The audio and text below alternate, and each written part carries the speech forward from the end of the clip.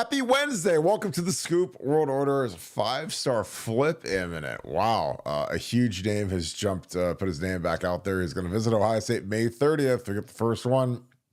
And James Laurinaitis, can he close the best linebacker class maybe ever? We're going to see what he can do. As always, if you guys enjoy our content, please leave us a like, click subscribe, also click that little alert bell. Again, the action's been incredible on here. We appreciate you guys being a part of the show each and every night. Give us a follow on Apple Podcasts. Please continue to support the show. Numbers have been absolutely insane lately, so we just appreciate you guys in the off season kicking it with us, especially all of our live member audience. Make sure you guys get active in that chat. The chat is incredible, and I appreciate all you guys that are in here each and every day, talking to each other, asking great questions. Super chats. The super chats go to Pay It Forward.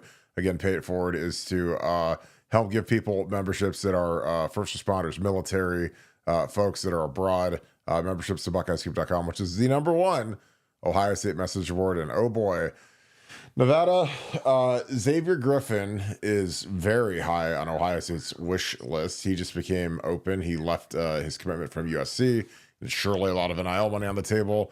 What is some of the latest you're hearing on him? He's the number one linebacker in the country, a superstar. What are your thoughts? Well, my first thought was, wow, Georgia puts out a lot of really good linebackers, linebackers in general, and defensive players, or defensive players in general, and linebackers in particular. I mean, it, it it's crazy. It's crazy that Georgia does win the national championship every year, considering how much talent is coming out of Georgia high schools. But yeah, this guy is a big time player. It was a commitment to USC. Now has decommitted. Come to his senses. Why any defensive player would want to go to Southern California, if you're serious about football, is beyond me. But some kids do. But he came to his senses. Is now kind of reopened his negotiation slash recruitment, and Ohio State's got an official visit. And this is a guy that's really, really high on Ohio State's defensive board. This is one of those big fish that you take a swing at.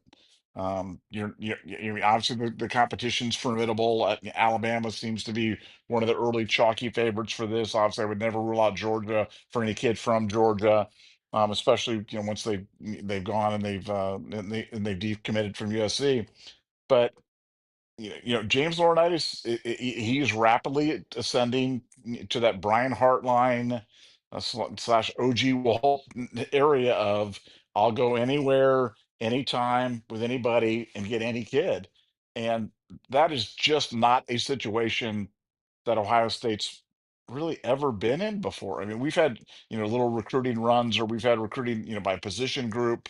We've had periods of time when, where we've been hot, but nothing like this. I mean, we are going right into the deep South at any point, and slugging it out for a player like Xavier Griffin, slugging it right out we're probably the chalk for Tyler Atkinson right now. So it's kind of crazy that we can do this, and we can do this with offensive players, we can do it with skill players, we can do it with bigs, we can do it with defensive players, we can do it with linebackers, we can do it with defensive backs. I mean, we're just doing it across the board. And when this one came out, it was just you almost become numb to it, because Ohio State is just it's so hot right now. And I think this is what happens when you assemble guys that really have a gift for recruiting. And we have that hasn't always been the case with our position coaches. Sometimes we've had position coaches that frankly didn't even like, they tolerated recruiting, but they didn't love it. This is what we were saying about James Laurinaitis before he got the job. We said, and you said, and I nodded my head and agreed with you, that James Laurinaitis could be the Brian Hartline of defensive recruiting and linebacker recruiting. And could go, and he's so impressive, and so credentialed, and such a great teacher, and a relentless recruiter, super competitive guy. Well, here, if we needed any more evidence of that, after he had a terrific class last year, now he's following it up with this one. You're right. I mean, depending on how this falls, this could end up being the best linebacker class in Ohio State history, with the bulk of it coming out of the state of Georgia. So times they are a changing. College football is a changing in 2025, but the Ohio State brand has never been hotter, and James Laurinaitis is leading the charge with his recruiting from the defensive side. Yeah, I think with a kid like Xavier Griffin, Tyler Atkinson, I mean these are two five-star superstar type players, great players, different players, but very good players. I think that you know, NIL. I mean, NIL is nice that we can pay these kids, and and we pay more than Georgia does for some of these kids. I mean, some of these kids that are big time players, man, we're outbidding Georgia. So it speaks volumes to the NIL program, the collective, the accuracy of the budget. Because again, we talk a lot about the transfer portal. We go through the transfer portal, this cycle, and you've got all these generic random defensive tackles jumping in, and do we go spend all this money on these kids? It's like, well, he's not really that good, and if we take him, that's money that we can't throw at like one of these really good players, one of these good high schoolers. And a kid like this comes available, and you're like, yeah, this kid's worth a pretty sizable note, and this is a kid that can play early as a freshman. And you look at this room now. I mean, Sonny and Arvell's like it's like the most physically impressive duo of linebackers we've ever had, in my opinion, in terms of how big and physical and violent and fast they are. Then you look at you got Riley Pettijohn, you've got Peyton Pierce, you've got some TJ Alford. I mean, you got guys that can really run, that are smart, that are really instinctive, good players. I mean, this is crazy. And then if you add a kid like Xavier Griffin and maybe a kid like Tyler Atkinson to the mix, or vice versa. Along with CJ Sana, Sincere Johnson's going to be a Buckeye.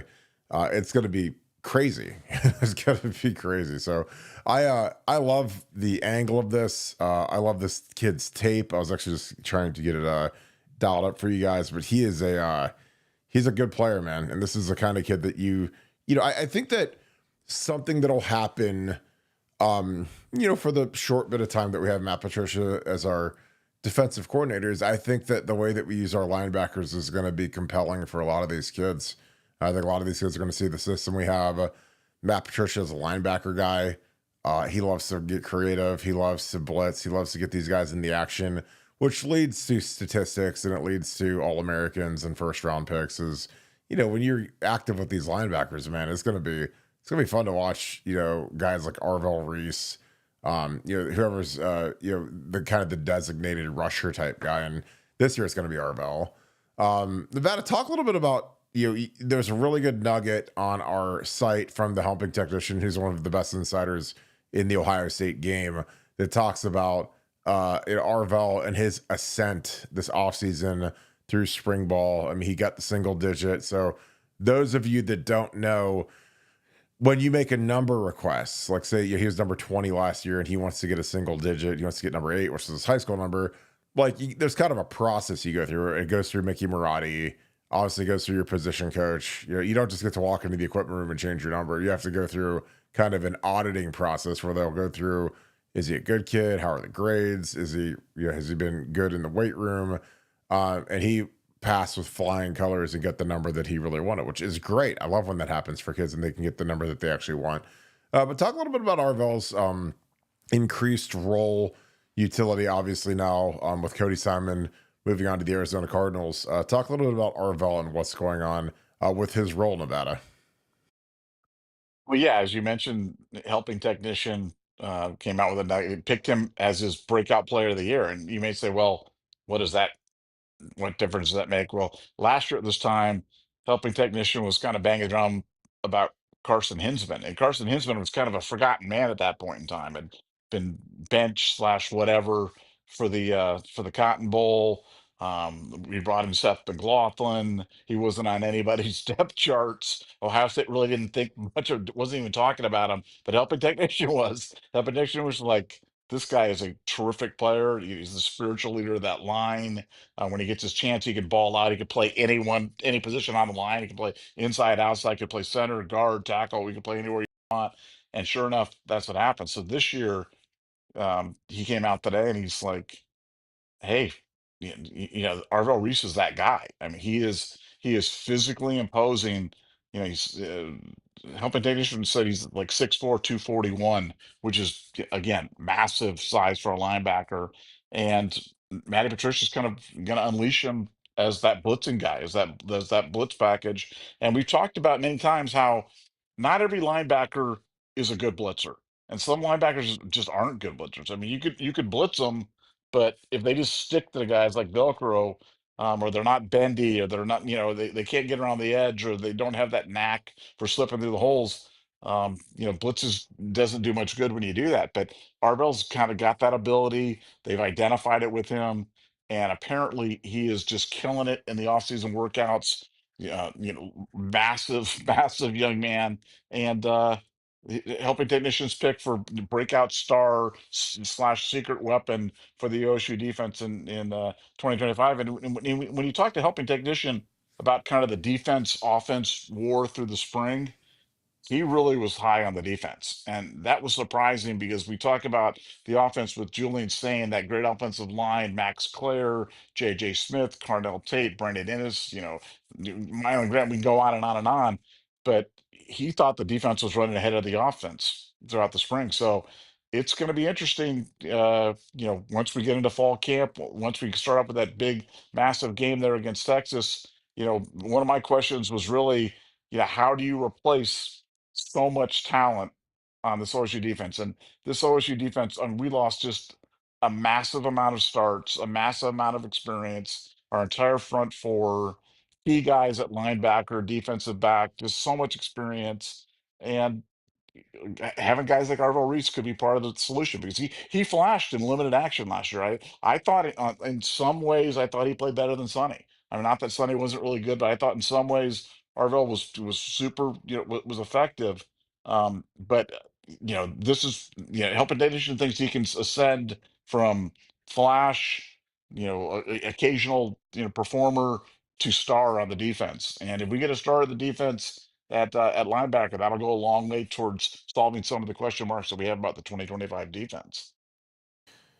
Yeah, I think that he's going to be more productive than almost anybody on the defense just because of, what I've been told his role is going to be. Like he's going to be a guy that is going to be blitzing on third down, which you get a lot of production, um really tough to block off the edge. So when you're a linebacker, but then all of a sudden you rack up 7 or 8 sacks, it's you're going to get that national recognition because a lot of these guys who vote for these awards, they just look at the stats and you'll see the tackles, which he's going to accumulate as a Mike linebacker, but you're going to also see the fact that hey, this guy's getting at the quarterback, and I think that he's going to be one of our best pass rushers. I think that I mean, I don't worry about a lot with this team. I mean, obviously everyone's concerned about defensive tackles and whatever, but every team loses good players. That's college football. So, for the defensive tackles to be a little light, like if you say of all the things that I should be concerned about, like I feel good about quarterback. I feel good about, I mean, our tight end room's the best that we've ever had in the history of the program.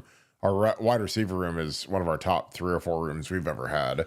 Our O-line is veteran with 4 starters back, plus a senior that we paid a fortune to be our left tackle. So I'm good on offense. Defensively, I worry about the pass rush. I think Jack and JT and Tyleek were really good. And then it was even more, dominating, being able to sub in, Caden McDonald, K-Mac, and also, Edric Houston shifting inside to defensive tackle. I thought was huge. So that's going to be the worry, but you play Arvell at end with CJ on one side and him on the other. Like that's going to be tremendous to go against. You put Kenyatta. I love Kenyatta inside on pass rush downs because again, I always talk about it like those 6'6" guys. I'd put him and Bo Atkinson at defensive tackle on third down if you're pass rushing, and put Arvell and CJ as edge guys and have them rush. I think that'd be tough to go against because again, those 6'6" guys with those long arms, they're gonna disrupt the throws. They might not always tip the throws, but they're going to disrupt the lanes. When you put an arm up and you're that big, and that quarterback's going to know that hey, I don't know what number we're going to give to Bo if he's number 20 or whatever he gets, or 33. I don't know what he's going to be.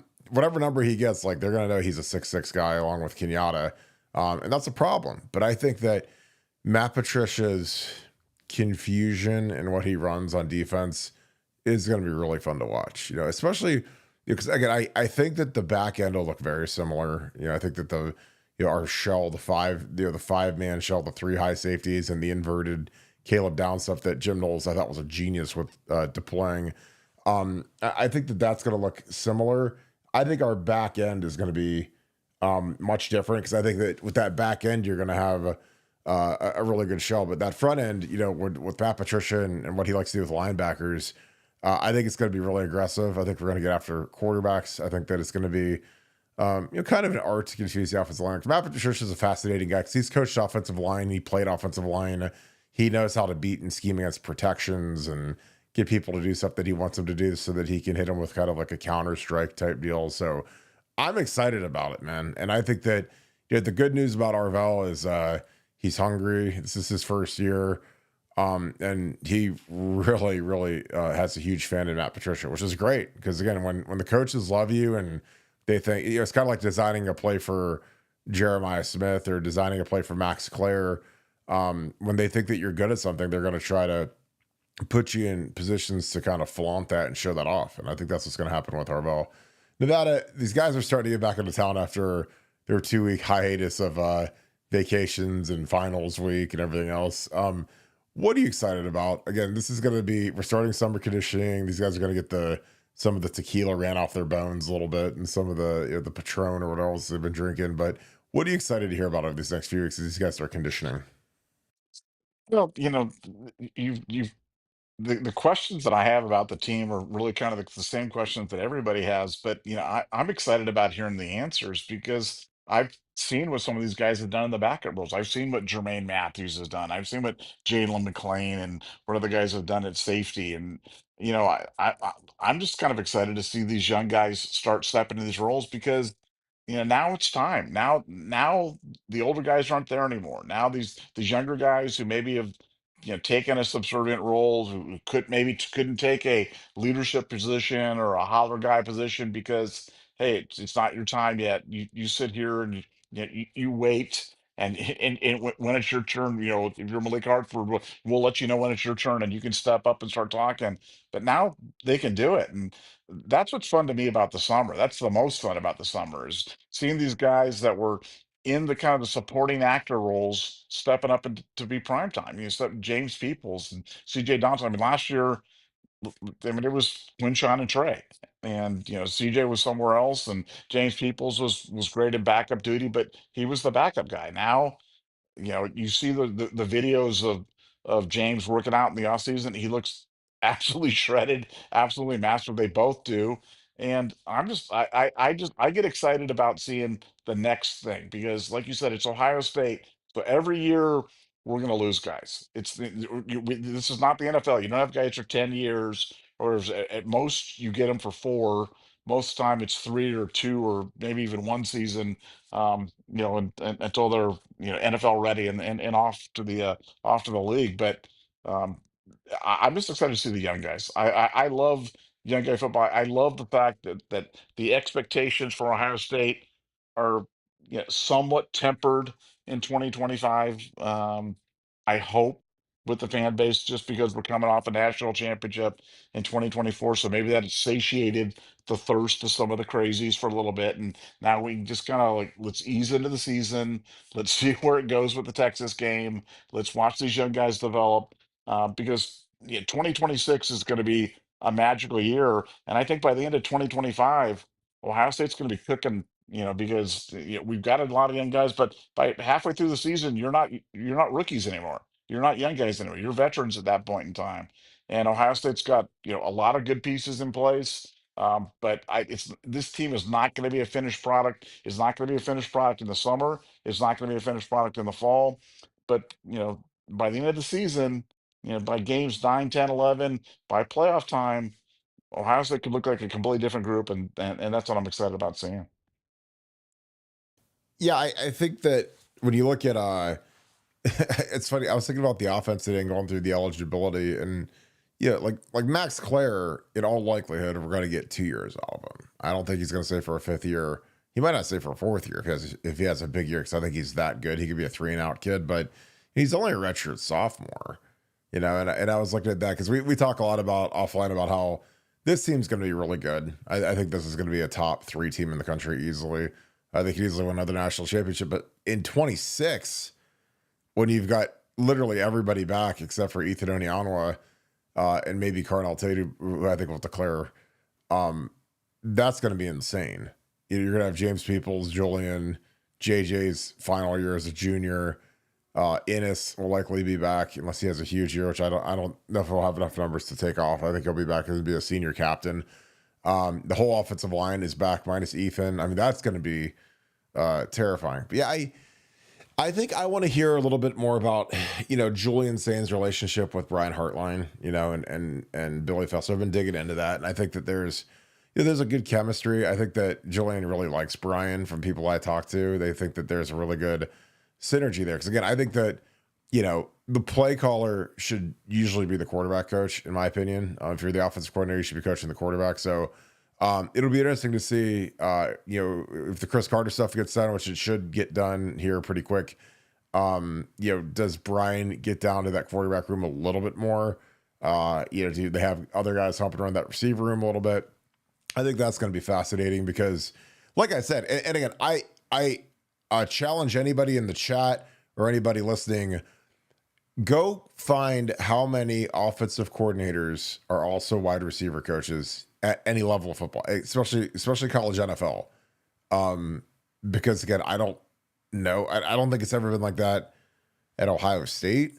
Joe Daniels was the quarterbacks and kind of wide receivers coach when I was there, 22 years ago. But Jim Bowman was still the offensive coordinator. But I just think that that's going to be a fascinating dynamic to see how tight Brian Hartline is with our quarterback, with Julian Sain. Because I think Julian's a kid that is a sharp kid, genius level kid when it comes to running the show. But hey, man, you got to have a great relationship. You got to nurture the kid. And, like I said, I'm just obsessive with, when we start these games off like Texas, man, you got to start it off easy. And I know that sounds, everybody else to throw it to deep Jeremiah the first play of the game. But, I want to get some completions and move the sticks and not go 3 and out. So you guys can call me soft, but I just, you get that new quarterback, man. You got to get that running game going, and you got to take care of them a little bit. You got to throw it over the middle of your great tight end and some crossing patterns, some drags, some nice easy throws where you can just let Jeremiah catch it and go run for 40 yards. Like, that's what I want to see out of our play calling and Brian Hartline.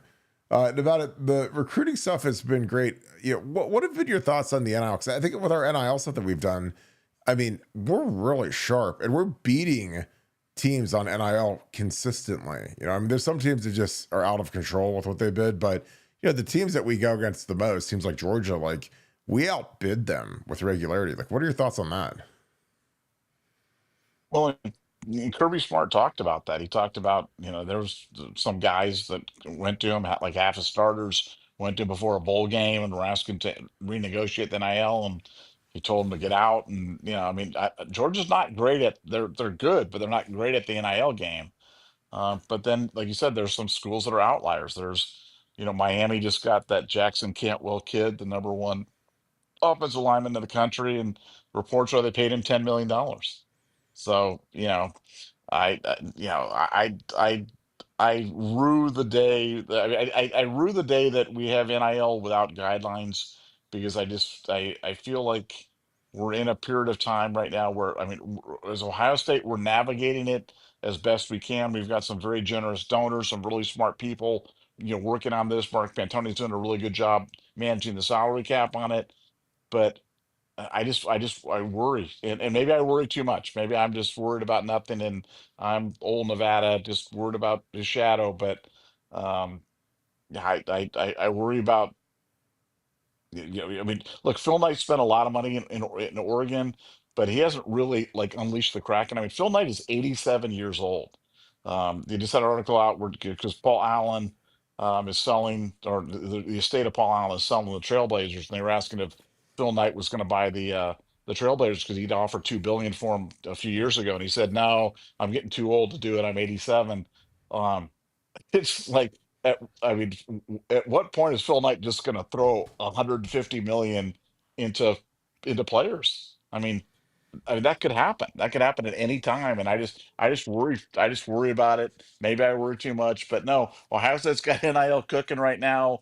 They're as good as anybody and better than most everybody in the NIL game. And also think that the best thing they're doing is selling kids on the future and how important it is to invest in their NFL prospects, because that's where the really really big money is. Despite the immediate short term money being in NIL and in college, the long term generational wealth is created at the NFL level, and nobody's better at creating that than the Ohio State Buckeyes.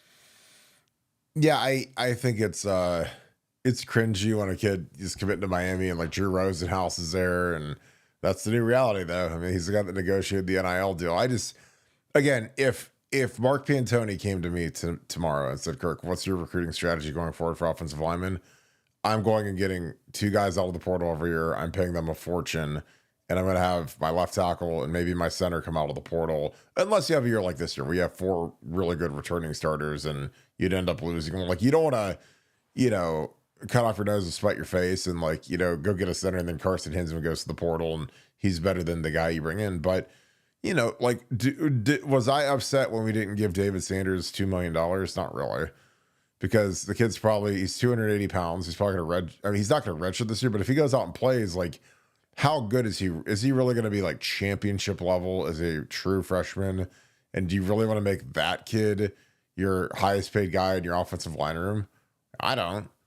Not after Carson Hinsman just won me a national title, and so did Austin Sarveld and Tegra and Luke Montgomery. It's like you want to go bring in some freshman who has never played a snap, and he might end up being a scout teamer. Again, I look at like sending kids to Miami is just like crazy at this point for the offensive line, because they've had guys, but like Samson Okunlola was the same, whatever this kid's name is that just committed there. He was that kid 2 years ago. He was the number one tackle and 5 stars, and he's not even in the 2 deep, So, and they've had some guys, like they've got a really good guy that's going to be a first rounder for next year. But I just, is Mario Cristobal really on that solid a ground down there? I don't know. I mean, they're not playing like the U, and they had the number one player in the draft last year, and they still are yakking it up all over the place. So I don't know. Like I question these kids that chase going to a place where they don't have stability, because right now there isn't a more stable program in the country than Ohio State with Ryan. Ryan got a 7-year deal, just won the Natty. He wields the the sort of Molinar at this point, where he could kind of say what he wants to do and do it, and kind of away we go. But yeah, I'm not in the business of paying a kid out of high school. The kids that are going to get paid out of high school are quarterbacks and receivers for the most part.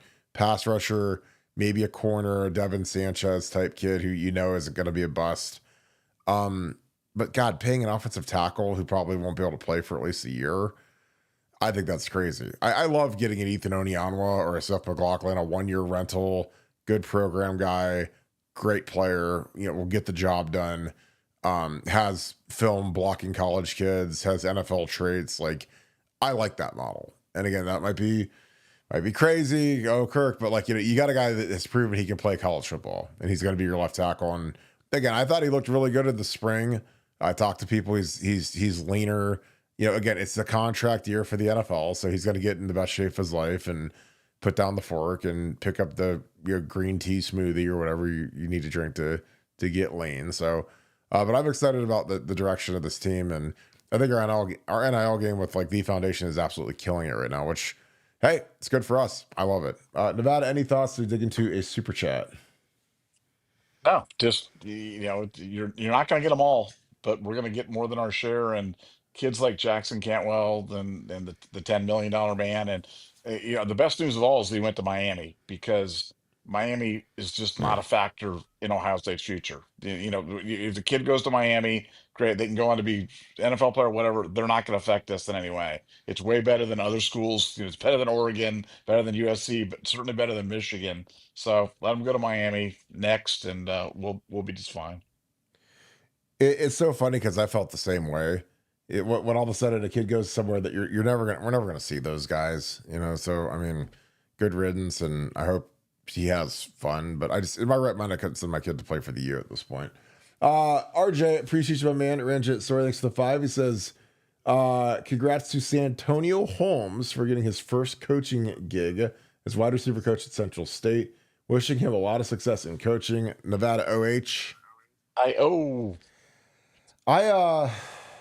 I don't know. Do you have any thoughts on that? I mean, that's kind of surprising because that's not a easy job, man. That's an HBCU and not a lot of budget. But I mean, hey, if they're gonna hire him to be a receiver coach right from the jump, like, what are your thoughts on that, Nevada? Well, I mean, this is the new play. I mean, you've seen it with Eddie George. You've seen it obviously with Deion Sanders. I mean, you're seeing it with Pac-Man Jones. I mean, these guys are all they're taking the jobs where they can, and because now coaching jobs are paying more money than these guys made in the NFL. I mean, you Yeah. look at when you're playing, if you can get a gig at a major college. I mean, heck, Mark Pantoni's making $1 million a year now.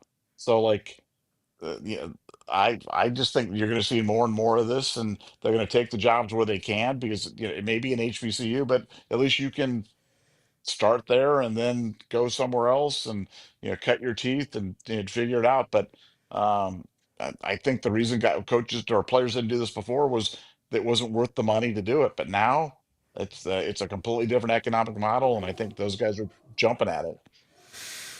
Yeah, I think that there's two big reasons. Obviously, the money has just exploded in the last 10 years. Like really, like since Urban showed up. I mean, it's gone from in Urban's first year in 12. I mean, Tom Herman made $450,000, and now Brian Hartline's making I think 2 million. So it's like a 5x increase for the same exact job in 10 years, which is it's good if you can get it. I mean, you know what coordinators made. I mean, Zach Smith in 2012 made $150,000 to have Brian Hartline's job to be the wide receiver coach.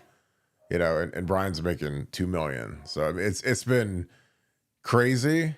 But so honestly, I think the money exploding in coaching is something that has driven a lot of these NFL guys back into it because they can't make that kind of money doing anything else at this point. Because most of them they're not really cut out. They don't want to go be working in a cubicle or working in an office somewhere. And it's what they're good at. It's what they made a lot of money doing. So they jump into coaching, and obviously I think that there's been a really interesting shift in trends where now you see colleges that most people haven't heard of or don't care about are hiring guys like Mike Vick to be the head coach because it's like you have instant credibility. You're instantly on the map a little bit. Now, problem is a lot of these young kids don't even, they might know who Mike Vick is. It was kind of like Michael Jordan. They don't realize how good he was because most of them were infants when he was playing. But Mike Vick was, he's a head coach now. Deshaun Jackson is a head coach now. And again, is it a roll of the dice? Yeah, because most of those guys don't have any coaching experience unless they maybe assisted at a high school, and now you're making them the head of the college program. And so, do they really know the ins and outs of what you need to do to run a college football program? Maybe they do, maybe they don't. Again, like I played football, at Ohio State. I played football in the NFL. I was on a bunch of different teams in the NFL. I didn't really know what it took to run a program until I started coaching. Like I got into coaching as a GA low level guy, and the amount of stuff that goes on that the public never sees, the players never see, things you have to consider when you're setting things up. Like it's incredible. And like if I would have been thrust into being a head coach somewhere, like I don't even know if I'd have known where to start. Now some of these guys I'm sure have great mentors that can help them out, and Eddie George had Jeff Fisher's kid on his staff and has some really good NFL guys when he was at Middle Tennessee State. But it's peculiar, man. But the second big reason a lot of these guys are getting into coaching is because they need health insurance. I mean, some of these guys have played in the league 10, 15 years. Like they're not doing too hot as they get older, and they're basically uninsurable because no insurance company wants some decrepit old 45-year-old or 50-year-old former NFL player who's had 17 surgeries and concussions and everything else. Like that's not your ideal candidate for your healthcare premiums. So, but it'll be interesting to see how San Antonio does. Again, we've had just a huge swarm of former players joining Ohio State. I don't know if Malcolm Butler's still there, but we've got Nate Ebner joined the program this year with Matt Patricia on defense and special teams, which I think is a great hire. Obviously, James came back, Brian Hartline, Devin Jordan. I mean, there's just a ton of guys that are kind of coming back or they're coaching kind of throughout the profession. So again, I think it's good. Again, it's something that a lot of these guys I think have been trying to try, but there was the old adage they just didn't want to do the hours because the hours are insane. Like when you're in the coaching profession and you don't have PTO and you can't take days off and you can't, go on vacation with your family except for the couple of designated times. So it's a little bit of a different world. Nevada, I'd love your thoughts on this because again, you're a guy that ran sports teams, owned sports teams. The thought of making a former player with no coaching experience into your head coach, like that's just, is it just an attention splash? Is it just hey, let's become relevant? Because like Sacramento State, some of these schools, like nobody ever even heard of them until they named their head coach. But what are your thoughts on that? Well, I think that when you have coaches that have some success in terms of doing it, and like you said, you get a couple of things out of it. You get the splash, so you're able to sell tickets or sell sponsorships or attract recruits or get national attention.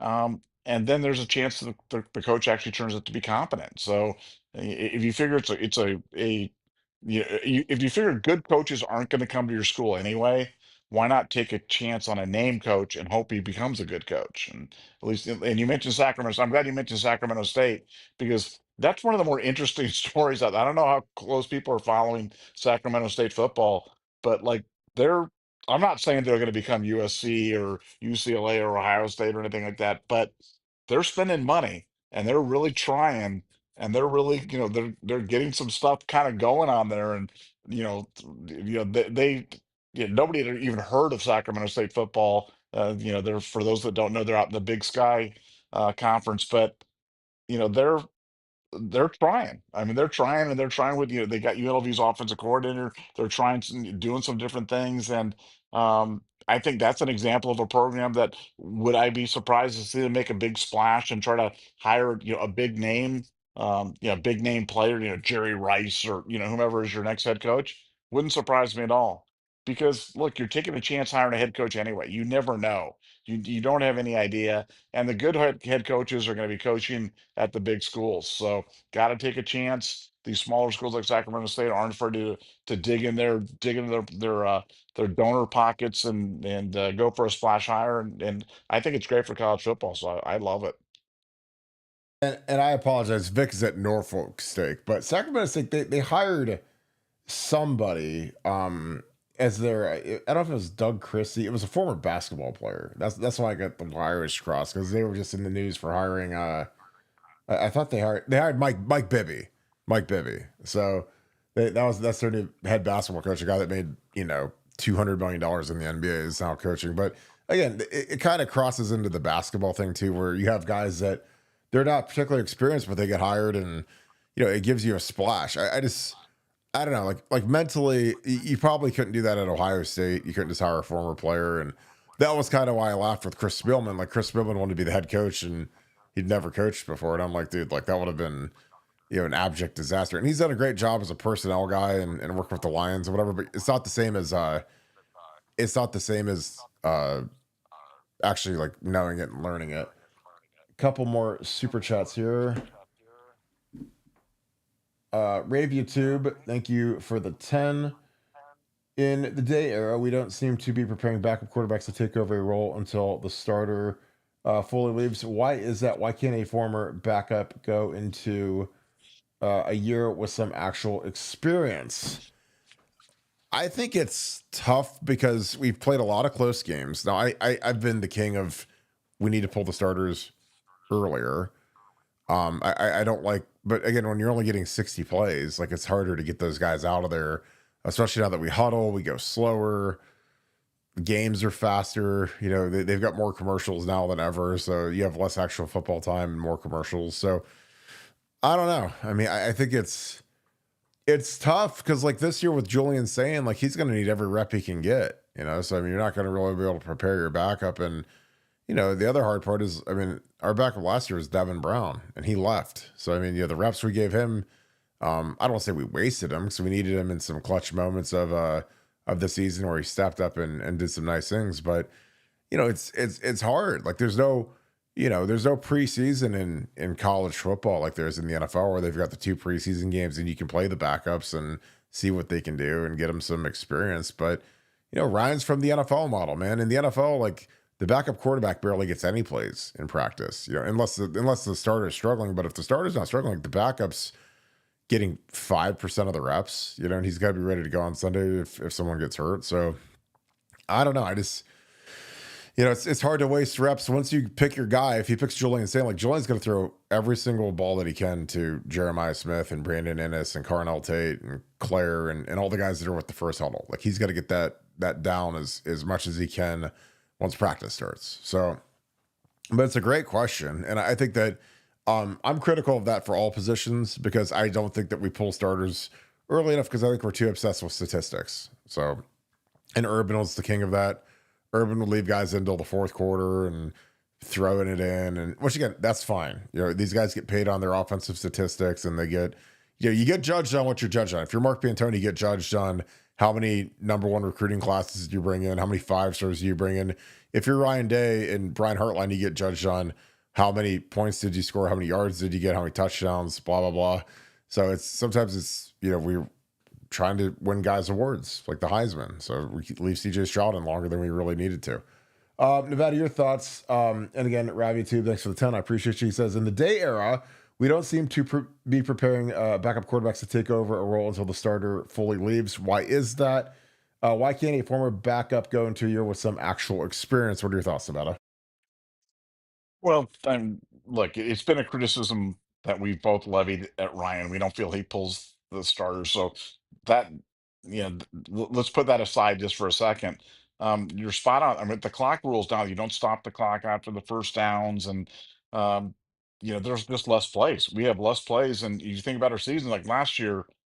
You had Will Howard. Well, you had to get Will Howard ready. I mean, Will Howard was a veteran and he was the guy, but you had to get him ready. You had to get him ready to, run the gauntlet at the end of the year and win the national championship. And, this year with Julian saying, you know, you got to get Julian Sayin ready. So, it's rare where you've got a veteran quarterback where he's got a lot of experience, where he's got, in that case, like you mentioned, that may be a guy who's up for national awards and you want to get him, a higher draft status or, a Maxwell Award or a first team All American or a Heisman. So, it's tough. I mean, it's really a conundrum. It's not like the NFL where if you just win by 1 point, it's the same by winning by 40 because style points matter in college football, and they matter because of the playoff format and because of the rankings and because of the seedings and everything else that they do. So it's a tough one. I mean, it's really a tough one. But I think I mean the reality is, at Ohio State, the first team quarterback's going to eat, second team quarterback's going to get some scraps, and heaven forbid we go to the third.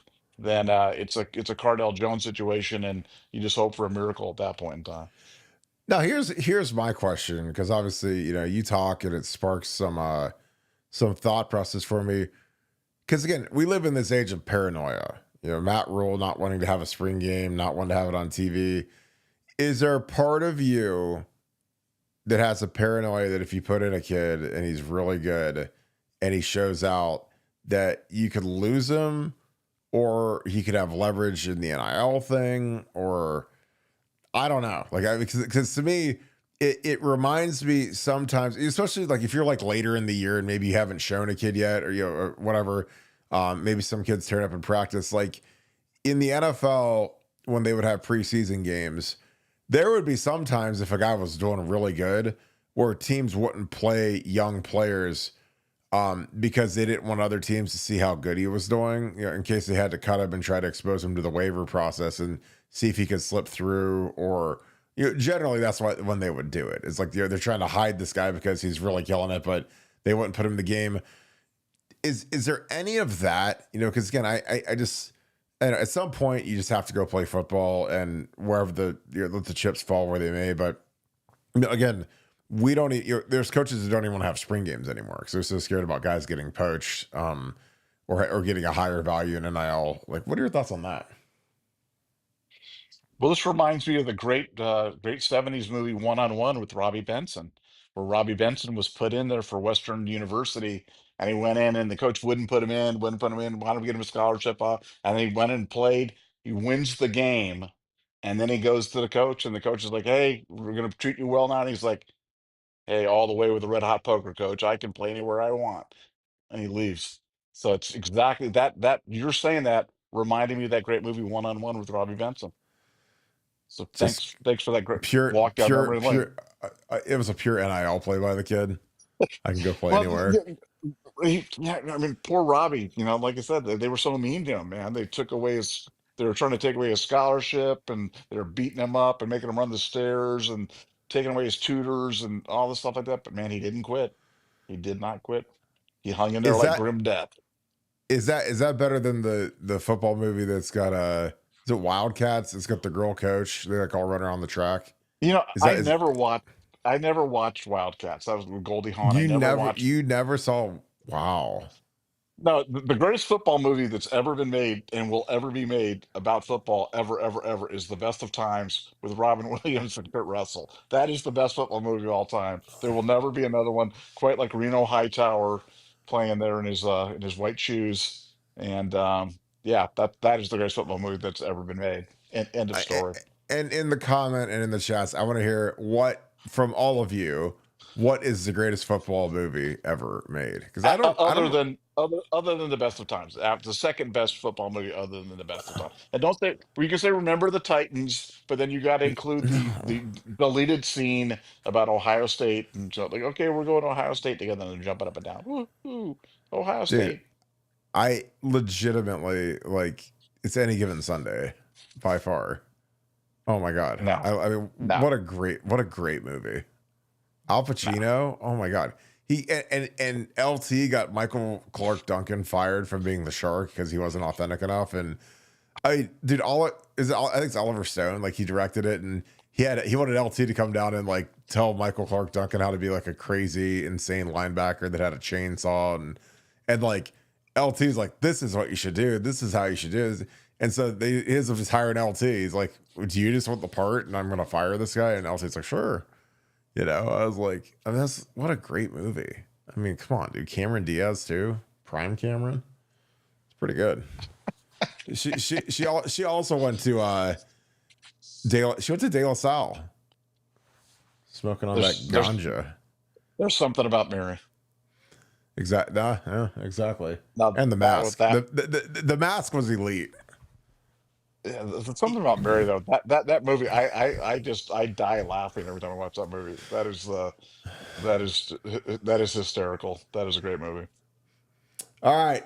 Jim Bolaya, James, appreciate what you do. Thanks for the 5. He says, can you see us running a little 3-4 to get more backers on the field? Absolutely. I don't know how much we're going to run a 0 nose, which is a nose guard right over the center. But you could with Caden, put him over. I mean, you can do with Edric too. I mean, I like having more stand-up guys, and it's a lot like what Georgia does. Georgia runs what they call their mint front, which is kind of like a 3-downish type guy where they have a stand-up guy that moves around all over the place. And I like when you have four stand-up guys because there's more places where you can blitz from as opposed to a 4-down front with 2 linebackers and a nickel. So could I see us maybe in like a 3-3-ish type thing? Because normally I think we would run the 3-4 stuff more on a passing down to get a little exotic with guys like CJ Hicks standing up and Arvell and Sonny. Caden Curry can stand up. He's quick. And then have K-Mac at the 0 and have our 2 ends be Kenyatta and Bo Atkinson. I'd love to see that because again, you have to accentuate stuff, but I just don't. With how deep our DBs are and how well we've played with 5 DBs on the field, it's going to be tough to take one of those guys off. So maybe some more 3-3 stuff, just depending on the looks with walk around guys all over the place. But it's what New England does. I mean, they're super, super, super exotic. And I just don't know how crazy it's going to be. Brian Flores' defense was nuts and Patricia was there for a lot of that. And they brought stuff from all over the place. And I like that kind of stuff. Like I like stuff that's because I always judge everything by how hard is that to go against, and that's what I judged Chip Kelly's running game by when I would watch it on film. And I'd say that is so hard to defend, And I sit there, it's like then when the chess pieces are like Trey Henderson and Quinshon Judkins and Will Howard and Max Clare or whoever, it's like then you're just like, yeah, that's going to be really tough to go against. So, when you've got Arvell coming off the edge and CJ on the other edge and Kenyatta in the middle and K Mac rushing over the center, making him nervous, like, I like some of that odd stuff.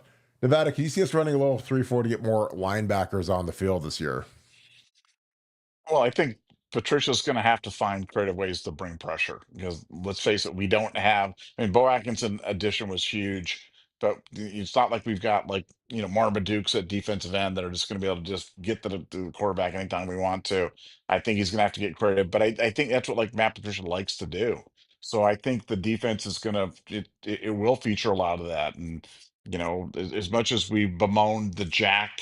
Every team's got their version of the jack. Like you said, the mint, the monster, the 5-0, the UFO. I mean, everybody's got their version of some sort of wonky front defense where guys are coming from different directions. And they did that some in the spring, and as you're well aware, it confounded the offensive line for Ohio State. Great. I mean, they had unimpeded paths to the quarterback a lot. So I think Patricia's going to do it. I frankly think that's going to be a hallmark of his defense in 2025. I think the defense it will not look like a traditional college defense, and it will not look like a Knowles defense. It's going to be very, very different, and that'll be one of the features of it. Yeah, I think, when teams start to figure out that Arvell's our best pass rusher, it's going to be, how can we move him around so he's harder to pick off and target? And that's a big thing that we did with Will Smith. Like when Will Smith was the best pass rusher in the country in 2003, we stand him up and walk him around a lot. And we did that with Vernon Golson too, his junior in '07. We loved walking him around because if a guy's static and he's in the same spot, if he's just a left defensive end the whole time or right defensive end the whole time, or he's just to the field, which is the wide side of the field, or the boundary, which is the short side of the field. Like if you're on the left hash, if you're a quarterback, you're on the left hash. To the left is the boundary, to the right is the field. If you can tell where a guy's going to be at based upon alignment and formation, he's really easy to stop. But if all of a sudden he's moving around and he can get up and actually walk around, it makes it really hard to pick up, because you got to find those known rushers, those designated guys, and you got to follow them and you got to lock onto them and do what you can to stop them, and it'll be interesting to see how much we rush Arvell, CJ, what kind of impact is Bo Atkinson. I think Bo Atkinson's going to have a huge impact. I think he could be 6 or 7 sack guy for us and potentially lead the team in sacks, because that's the kind of speed and production I see out of that kid. So just excited about him. All right, Nevada, a good show tonight. Any final thoughts as we wrap this thing up?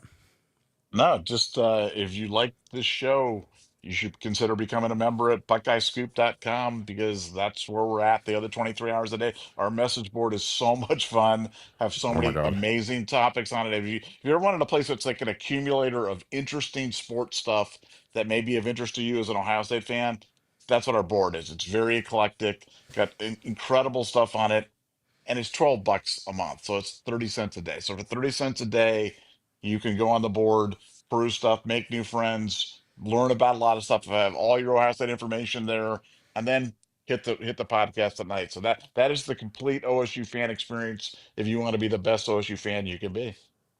And also, our store is open until the 21st. So we have about a week left. So I extended a little bit. Make sure everybody hears me. Everybody knows. We've got the Urban is the hottest seller by far. Our all white Nike half zip. It is gorgeous. Scoop had it first is also very popular. People love to say that. So I appreciate you guys. And we got the flag for all you guys that are going. If you guys are down at Bike Week right now in down at Myrtle Beach, you can have the flag flying off your bike. The national championship gear is gonna be something you guys are gonna see me in a lot. I got a couple of these. I love the national championship gear. It's strong. The blackout gear is also strong. The racer and the t-shirt are also excellent deals. And then we've got the traditional Buckeye Scoop hoodie with the American flag. Repthescoop.com. REPTHESCOOP.com. Again, Rep the Scoop, REPTHESCOOP.com. I'll throw it up on the screen real quick just so that you guys can see it. Again, this is it's awesome. And again, I appreciate you guys that are rocking the gear. We try to keep the prices as low as we possibly can so that you guys can just rock it. And wherever we go, I wear my Scoop gear every day and I love it. And I appreciate all you guys do. And I know Nevada does too. So if you see a happy-go-lucky old man walking around with a hoodie, go up to him and say, "Are you Nevadabuck?" Because that's probably going to be a big yes. All right, let's wrap this thing up. If you guys enjoy our show and you enjoy the show tonight, please leave us a like, click subscribe, also click that little alert bell. Again, I appreciate all that you guys do, being a huge part of the Scoop family. Shout out to my Southern Ohio boys. We got the Buckeye Scoop golf outing coming July 31st. You must be a member of BuckeyeScoop.com. The details are inside the website. So it is a absolute awesome day, the best day of the year for Buckeye Scoop. Consider going to it. Join the website and come up to the golf outing. It is an absolute hoot. We have a great time every year, and it's a really nice track at Youngstown Country Club. Shout out David Pinterick. He organizes it. I love stuff like that where I just have to show up and I have to do anything. So I appreciate you, David, for all that you do, as always. So if you guys, again, can do something huge for us, give us a follow on Apple Podcasts. We've been growing that rapidly. Leave us a 5-star review. Kill a troll. Make a troll sad by leaving us a 5-star review. So with that being said, thank you so much, Buckeye Nation. Thank you, Scoop family. Remember, we've got the Buckeye Boys going tomorrow at 6 p.m. leading into our 7:10 show. So make sure you are ready to go for them. And then they've got Pop's podcast with Duke Pettijohn and Daniel Sanchez. They're going to be on Friday night. Again, excited to see those guys, see what they do. Devin is running the show there. So give those guys some love. Make sure you also follow the Buckeye Boys YouTube channel as well. Give them some love. Again, they are killing it. Great recruiting content. Just killing the game right now. So proud of Devin and Mello. Those guys are killing it. With that being said, thank you so much, Buckeye Nation. And thank you, Scoop family. We'll talk to you guys tomorrow night, 7:10. Go Bucks.